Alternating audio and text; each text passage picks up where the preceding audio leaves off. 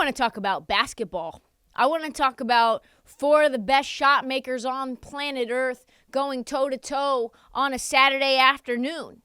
I want to talk about Luka and Doncic and Devin Booker going head-to-head, face-to-face, smile-to-smile at the end of a game. But you know what I have to talk about? I have to talk about one of the best superstars in the league, one of the most electric players in the league, bringing a gun and taking off his shirt and going to a strip club after getting his ass handed to him by Jokic and the Denver Nuggets. And how did he get that gun to Denver? I don't want to talk about this. I bet you don't want to hear about this. I bet you don't. I bet there's 25 think pieces written about it already. For those who have returned from a darkness retreat and don't know what I'm talking about, Ja Morant is, I don't even know if it's considered suspension because they didn't say the word suspended, but Ja Morant is going to be away from the Memphis Grizzlies for at least 2 games while he sorts his shit out and the Grizzlies sort their shit out, and certainly the NBA sorts out what they want to do with Ja Morant. Why? Because in the same week that a Washington Post article dropped about Ja flashing a gun, Ja actually went on his own Instagram Live. He did it himself, people. He went on his own Instagram Live and showed a gun in his own hand to his own face. Why, Ja? Why? At like 2 in the morning. Of course it was at 2 in the morning. What do you think? It was at 2 in the afternoon? No, there was alcohol involved, obviously. And he is in trouble. This is also on the heels of the Indiana Pacers thing where they accused him and his friends pointing a laser scope gun thing at him. I don't even know the right words because I don't have guns. That's how you know I don't know the terms. What is going on? Everyone is weighed in. Gilbert Arenas is weighed in. Gilbert Arenas is a fucking idiot, by the way. Gilbert Arenas said, who, by the way, got suspended 50 games for bringing a gun into the locker room. So I'm not going to say he's the beacon of wisdom here. Thought maybe he would have learned from this. Gilbert Arenas' take is that Ja Morant, we should just pretend we didn't see it. This is real take. That's his real take.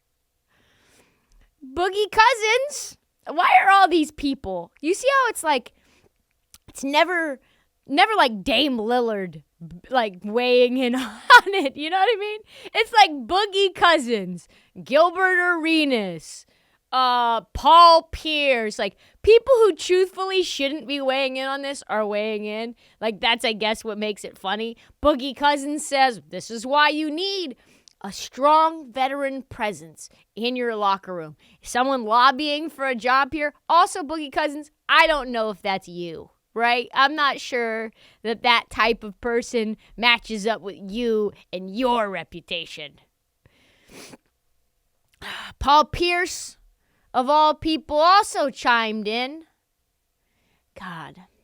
He says, I don't care what y'all say about Ja. I carried a gun after I was stabbed. Okay. Oh, God. Y'all don't know what he's going through. Everyone got something to say until you really know what's going on in someone's life. When you black and rich, you're a target, period. Oh, okay. So we should just enact an open carry license for every NBA player because they're all rich and they're 95% black. So I guess that's what we'll do there for Paul Pierce to feel comfortable.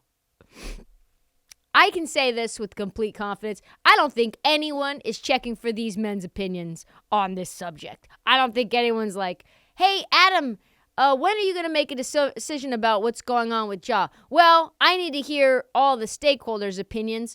I need to hear what Paul Pierce and Gilbert Arenas and Boogie Cousins have to say first.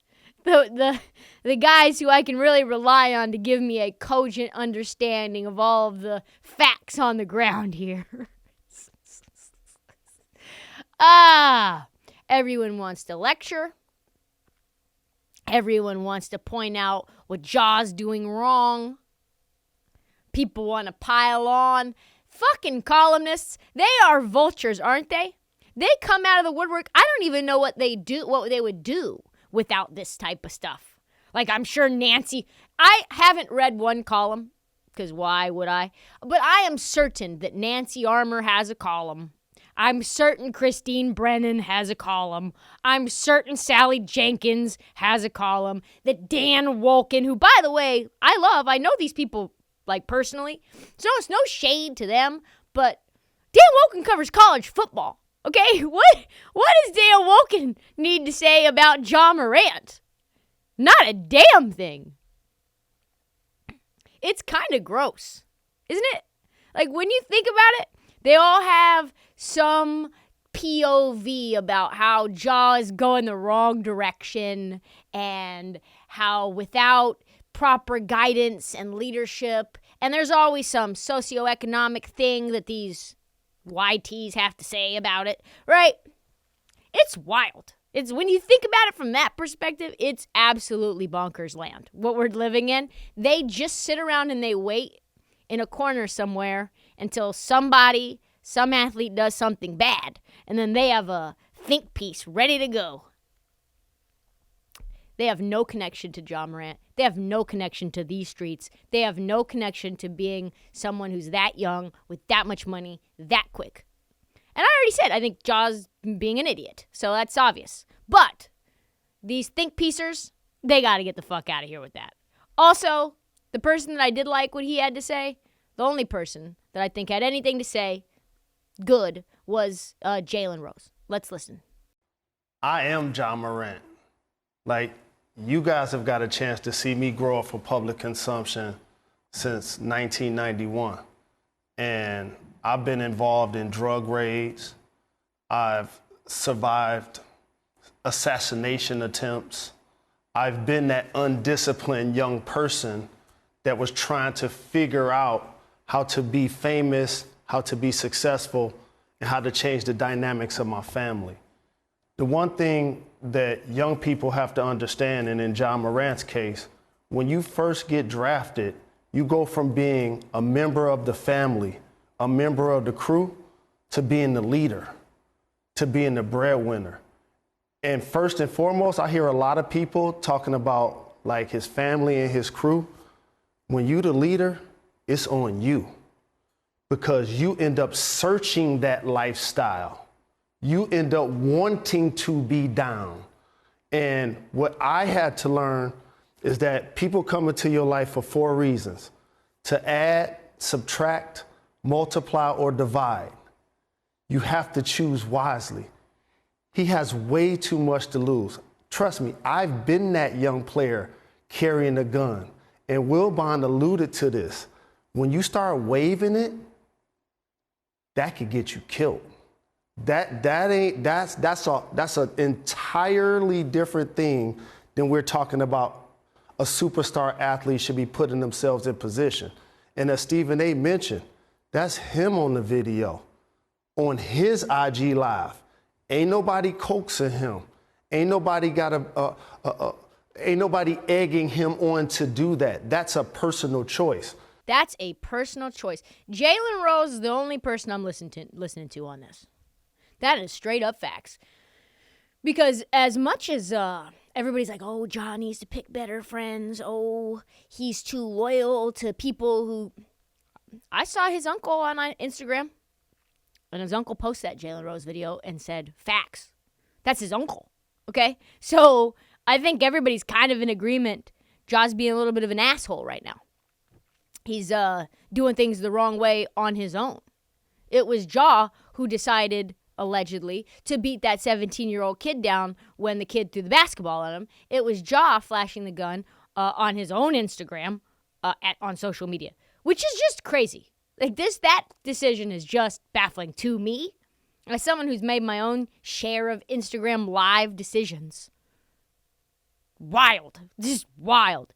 And as I say this, that Ja could be the problem.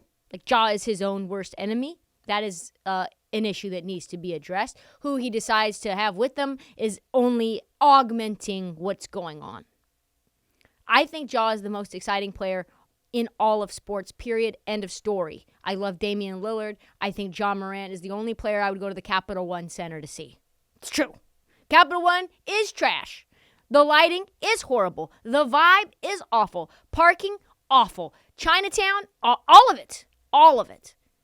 But I said, you know what? I'm going to go and see Ja at the Capital One. Did I see Ja? No, I did not. That's a totally different story, a different day. It's a load management discussion. But I was like, you know what? I'm still going to go. Why? Just so I can get a glimpse of Ja in street clothes. That's how cool and how exciting and how electric Ja is. You want to know what his vibe is at any given moment. But Ja clearly has not is just the problem, has a problem. And he alludes to it on his statement, the PR statement that his Olivia Pope's put out. He said, I take full responsibility for my actions last night. I'm sorry to my family, teammates, coaches, fans, partners, city of Memphis, and the entire Grizzlies organization for letting you down. But this is the key piece. I'm going to take some time away to get help and work on learning better methods of dealing with stress and my overall well-being. Straight out of the Josh Primo PR handbook. I think that's basically what he said. I'm going to take some time away and find some better methods to coping with stress. The key words, get help, learning better methods. It is very clear that Ja Morant has had, I don't know if problems is the right statement, but definitely things surrounding alcohol. And it's clearly something that's being used in a way that could be construed as destructive and toxic. It's certainly not new. I remember thinking, when I watched Jaws again, another Instagram Live, this man wants to broadcast all of his business out on the streets for no reason. Clearly being like, I get drunk, I'm so cool. So he posted on a private plane on the way to Cleveland last year to the All-Star game, his first All-Star appearance. I'm watching him, not shirtless, but just guzzling a bottle of tequila on the plane with his friends. Loud, dancing, fine. But it was like, you're already fucked up. You are already trashed, and you're taking another bottle of alcohol to the head. Not good. And then he was like, oh, yeah, it was lit at All-Star Game. Ooh, it was lit. Yeah, okay, yeah. A lot of this surrounds bad decisions when you are not sober. And you lose control. Things happen in your brain. Those sensors that tell you, hey, you shouldn't do this, those sensors go away when you've had too much tequila. Hence the whole blame it on the Henny, blame it on Patron, you bring a gun to the club, you can't blame it on the alcohol. You can't. Sorry. It's the truth. And you people forget Ja's only 23 years old. He's a baby. What I was doing at 23 years old, my Lord. It doesn't excuse anything, but this is a guy who just signed 5 years, $213 million. Nothing can prepare you for 5 years, $213 million at 23 years old. And I love him because he's defiant. He's defiant, and that is what that Instagram Live was. Oh, Washington Post, you want to post a story about me putting a gun in my waistband? Let me show you this. Gun to the face, no shirt on. Okay, I don't think you get it, sir. You can go to jail for this. You've now moved a gun, allegedly. I don't know how the gun got there, but the NBA is going to want to know. The gun got from Memphis to Denver, across state lines, maybe on a team plane. Now you're talking about felony. You're talking about Gilbert Arenas suspensions. All kind of things are in play now. And now this just came in today. Colorado police are now investigating the incident to see if Ja broke any laws.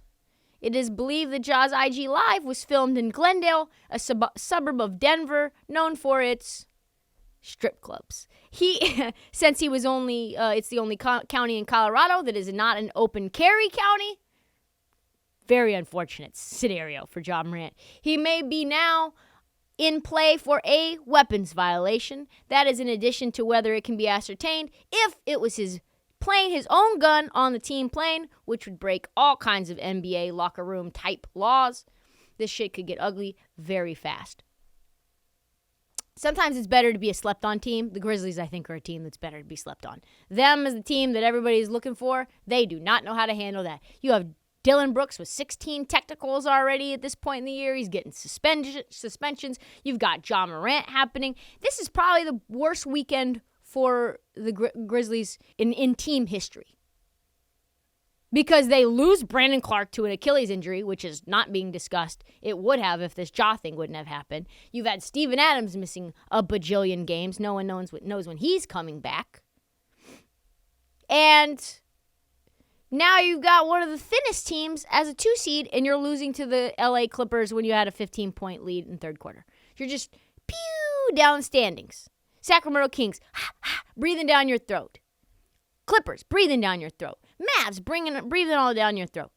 I want Ja back, but I only want Ja back if he's changed as a player, if he's changed as a human being.